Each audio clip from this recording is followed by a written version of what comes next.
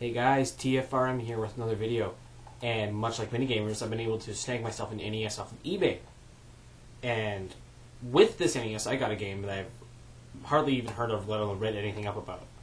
So this video is a compilation video of clips from every game that's on this cartridge, considering it's a multi-game cartridge. So, and this particular game is called 80-in-1 Cartridge Story. That's right, 8-0. There's 80 games on this thing. So, are they all bad? Or is there a couple gold nuggets we can pick out of this black plastic? Let's go find out. Now, I want to make a quick note here before I get to the game. And that is that all the clips that are compiled within this video are taken by a handheld camera, considering I lack the ability to get a video capture card. So any quality degradation from audio and video and any random focusing, which I hopefully took out, should not be in this video, just to hopefully make it so you can at least see it. So I do apologize for that in advance, so let's get right to it. As our selection screen scrolls across this blue drab background of snails, we are getting into our first game of Tetris. And it's your standard game of Tetris, single player only. Most notable thing here, controls feel a bit backwards. Pressing down the D-pad to flip the blocks, and pressing A to drop them. I kept pressing A to try and flip it and kept dropping it in random games, which gets kind of irritating after a while. Moving on to Tetris 2, which is a slightly more refined version of the first one, with allowing more than one player to play, either with human or computer, and fix the controls up so A and B are to flip left and right, and holding down drops the block, although not instantaneous. It's the same controls used in later Tetris games, so nothing much else really to say about it. Onwards to Tetris 3, because everybody thinks naked women when they play 3D block.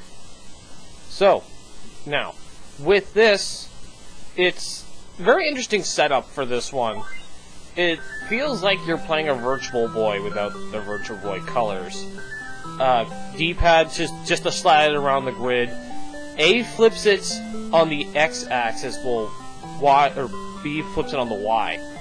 So, it's really weird. The bar on the side is supposed to show you roughly where you are. And I didn't do it in this portion of the video, but you press it, select is to pause, start is to drop it, which is very, very strange. I didn't even think that was possible until I just was randomly hitting buttons later on in another game. Onwards to Tetris 4, or Flipple, I think. An exciting cube game. Not really. Not really. So as we started up, to be totally honest, I'm not actually totally sure what the object of this one is.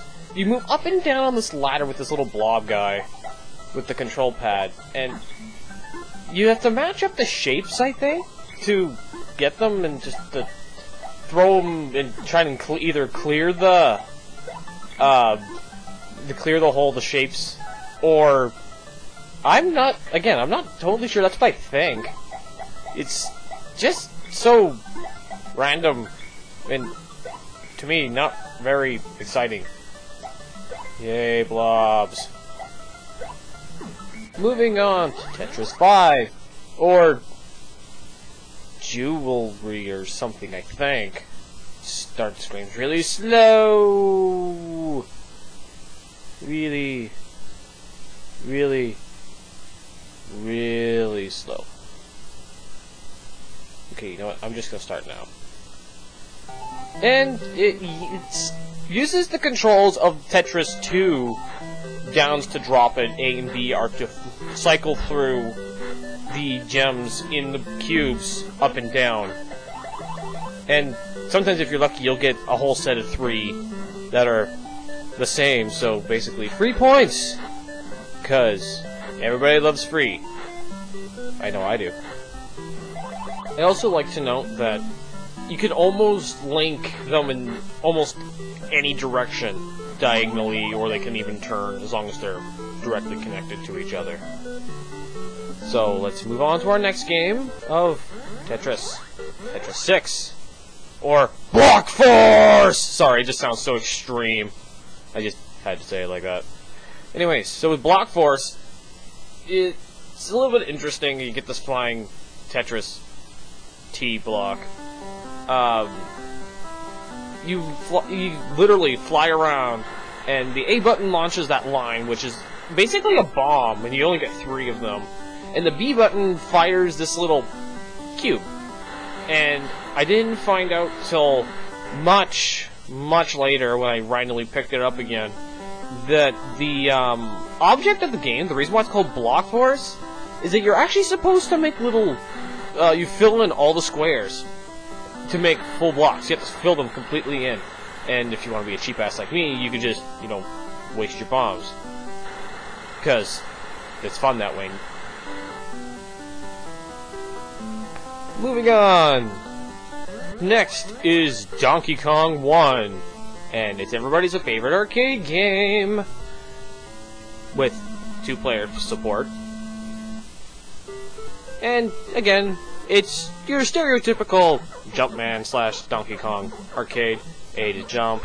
You know, not really much else to say because it's very straightforward. Now, Donkey Kong 2, on the other hand, is Donkey Kong Jr.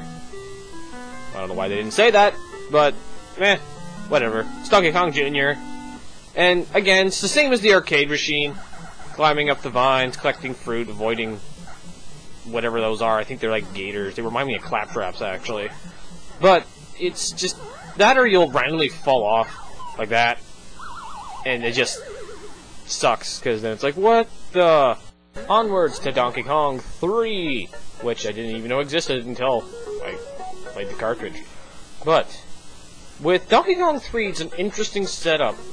I couldn't figure it out the first time I played it. You're running around as this guy shooting bug spray, I think, because you're spraying bugs and snakes, I think. As you basically just run around and you have to, I believe that the objective is to shoot him up to the top of the screen, and you clear a level without the bugs stealing their, I think they're flowers that are on the bottom of that screen. I'm not totally sure, but that's what they look like. But if you touch any of the bugs, you die instantaneously. You get 3 lives. And if you grab that little white bottle thing, you get, your smoke turns from white to like this reddish brown color, and it goes twice as high. So you can skirt him to the top of the screen. Let's continue on to Formation 1, or as I like to call it, Formation Z! Not like Dragon Ball Z. And this game is interesting. You run around as this guy, and you press and hold A to transform into this plane, whereas this number on the bottom there, you have 99 seconds in the jet form. Pressing down and up will you change the angles when you shoot it as the human. And the objective is to just shoot as many people as you can and get as many points as you can, I think. But other than that, it's pretty interesting, the whole transformation aspect. Oh yeah, I also like to mention, there is a limit to going how high you can fly, and if you touch the ground, you instantaneously die. Continuing on to Formation 2, or Volgard 2. Now, unlike Formation Z, this game does not feature any transforming. Pressing the A button will shoot bullets and drop a bomb at the same time. Moving the control pad just to move you around. But every time you press the A button to make a shot, your power bar at the top goes down. And the only way to gain it back is to kill things. You get a little bit of power every time you kill something. Or sometimes there's a white blimp thing that flies down from the top of the screen, and you touch it when there's a red arrow pointing at it, and it refills your gauge. And up to this point, I'm just trying to figure out what this bar at the top corner of the screen is. What it is supposed to be some sort of damage meter, and once it gets to 100, you die. I don't know, it's just fun just to see how long it takes for you to actually die. It takes a long long time to figure it out, even though there's plenty of enemies to fly into. And you haven't already noticed, it's the same, like, 2-second loop for the music, and yeah, just a tad annoying at this point.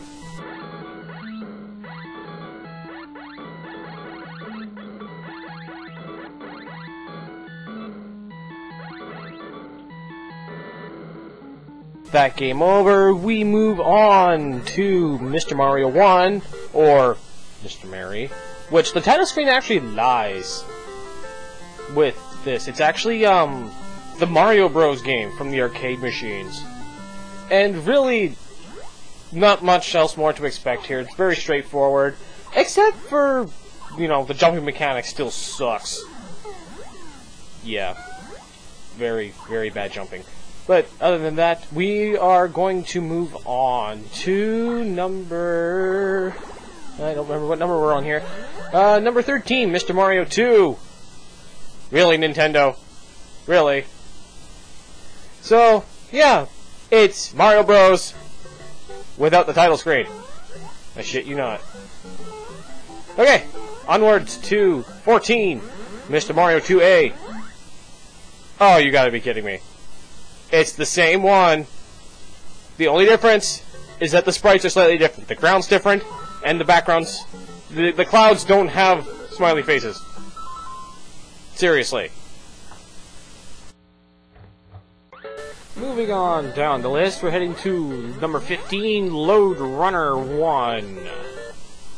Now, the object of this game is to run around the course strategically, avoiding the enemies and grabbing the gold. And there's quite a bit of gold.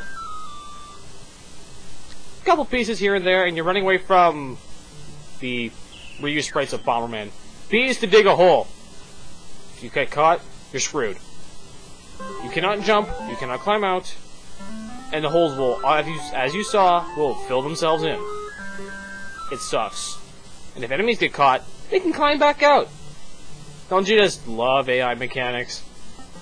Next on the list is Load Runner 2, which, believe it or not, is the exact same thing that I just played a minute ago. Except, there's more gold, and a little bit harder. That's it.